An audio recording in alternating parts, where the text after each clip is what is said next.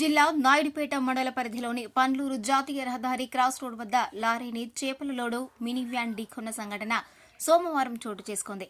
విజయవాడ నుంచి అత్తివరం వెళ్తున్న లారీ పండ్లూరు జాతీయ రహదారి క్రాస్ రోడ్ వద్ద విశాఖపట్నం నుంచి కేరళకు చేపల లోడుతో వెళ్తున్న మినీ వ్యాన్ ఢీకొనడంతో ఈ ప్రమాదం చోటు చేసుకుంది. ప్రమాదంలో ఎవరికీ ఎటువంటి గాయాలు కాలేదు. సమాచారం అందుకున్న పోలీసులు సంఘటన స్థలానికి చేరుకుని ప్రమాదానికి గురై రోడ్డుపై నిలిచి ఉన్న వాహనాలను పక్కకు తొలగించి ట్రాఫిక్ ను క్రమబద్ధీకరించారు. విజయవాడ టు అత్తివరం